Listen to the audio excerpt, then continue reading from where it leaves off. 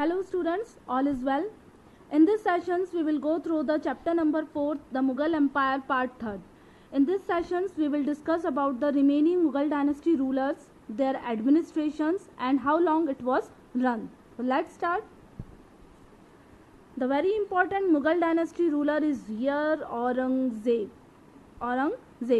The ruling period of Aurangzeb was 1658 to 1707 and he was also popularly known as the living Sant. In Hindi, Zinda Peer. But why it is? Because Aurangzeb was a man who was very strict like sometimes teacher. So he was a very strict man. He was a very strict person because he strictly followed code of conduct of Islamic religion. That's why he was known as the living Sant or the Zinda Peer. He attained this kind of positions because of he has a man who strictly followed the code of conduct of Islamic religions. Means he had not ready to accept the other religious policies. He was not a liberal kind of man. That's why he attained the position and he attained the title called the living Sant or in Hindi the Zinda Peer. Let us know more about Aurangzeb. Aurangzeb ascended the throne in AD 1658. After a bloody war succession, means so many wars took place between so many rulers and he finally ascended the throne in the AD 1658. But by the end of the century, he had control from Kashmir to Karnataka. Means the aim of the Aurangzeb was fulfilled here. He had control all over the India. You can say here, it is true to say that he had control maximum part of India. He had an aim to control all over India, or it stretched from Kashmir to Karnataka. Aurangzeb whole reigns of about 50 years. Aurangzeb whole reigns about 50 years was devoted wars in different parts of the country. Means 50 years he had only busy in war. But during the second half of his reign, he tried to crush the power of the Marathas in the Deccan. Actually Marathas were very powerful ruling dynasty that time, so he took a confrontation against Marathas in the Deccan, but during the second half of his reign he successfully crushed the power of Marathas in the Deccan and he died in AD 1707. When he died in AD 1707. Now let us know more about Aurangzeb and their qualities. Aurangzeb had several outstanding qualities. Means he was not only a strict man, he was not only engaged in war, but he had several outstanding qualities which make him popular in the Indian medieval history. Such as he was a courageous man, patience, vitality and preservable.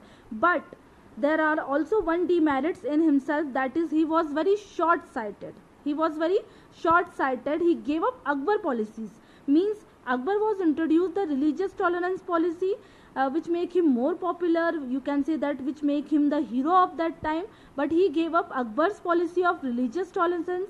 His policies of short-sighted paved the way for the declination of the Mughal Empire. Means whatever the policies conducted by the Aurangzeb, it was a main cause of the declination of Mughal Empire.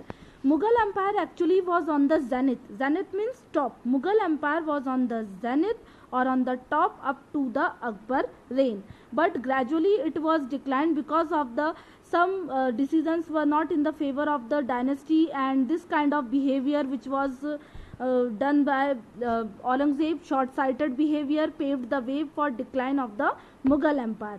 His successor were very weak. One is also the reason his successor were very weak, inefficient and pleasure loving. Means he has no worry about his empire. He was pleasure loving. That is also reason that led to the breakup and collapse of the empire.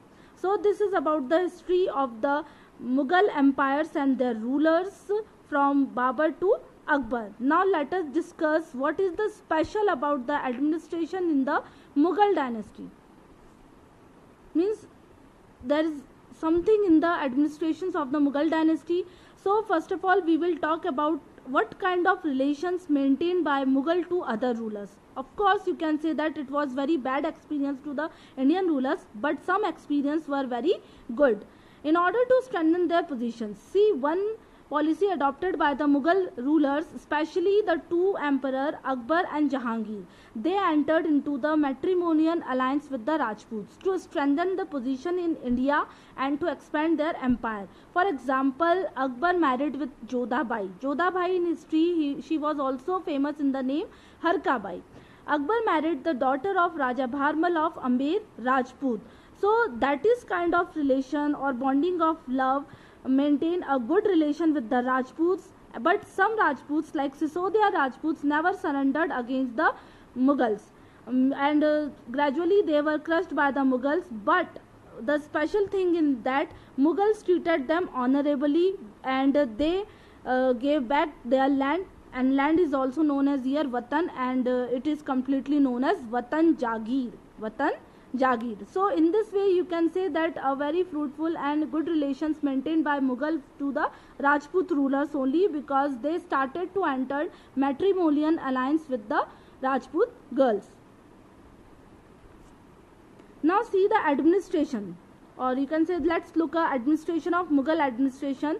Mughal administration has divided into the two parts, central administration and provincial administrations. So first we will discuss about the central administrations. This is the unit of the central administrations. This is the unit of the central administration. First is Wazir, or you can say that finance minister, Sadr us Sadr, which has some another responsibility, revenue and military administration, and the Khane-e-Saman. So in a class there is a monitor. So to control the entire administration, their administration has been divided into the two parts, central administration and provincial administrations. Wazir, the duty of the Wazir is a finance minister. That time Todarmal was the famous finance minister under the Akbar. Todarmal was the famous finance minister under the Akbar. Sadr us Sadr, it has three main functions of Sadr us Sadr. Chief advisor in religious matter. Sadr us Sadr was the chief advisor in religious matter, minister of grants and donation made by the king, the chief judge after the emperor. The chief judge after the emperor. This was the primary functions played by the Sadr us Sadr.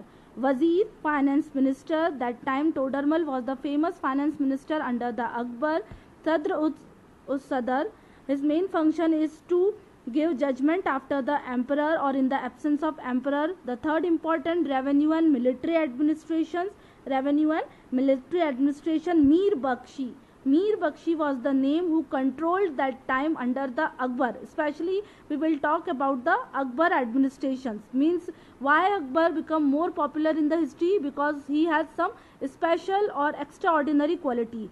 So if we talk about the central administration, the third unit is there, revenue and military administrations, and it was controlled that time by the Mir Bakshi. And the Khane-e-Saman, the main duty of this, he attended to the needs of the royal household. Means he has responsibilities to attend the royal household requirements. So that is what about the central administration. Once again I am repeating here, the Mughal administration, especially we are looking the administration of Akbar, it was divided into the two parts, central administration and provincial administrations. Now let us look about the provincial administrations. Provincial administration, the important points under the provincial administration was Subas or Subedar, Diwan, the collection of land, revenue. There is a relation between Subas and Subedars.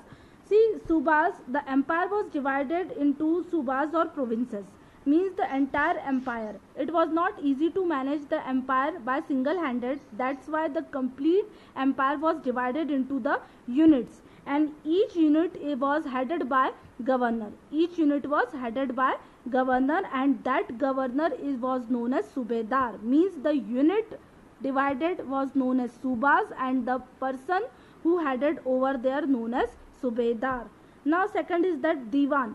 Diwan who looked after the collection of land revenue. What was the main source of income? Land collection or land revenue. So Diwan has a responsibility to collect land revenue, taxes and civil administration.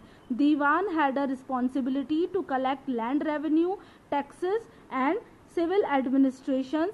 The Suba was further divided into Sarkars and Parganas.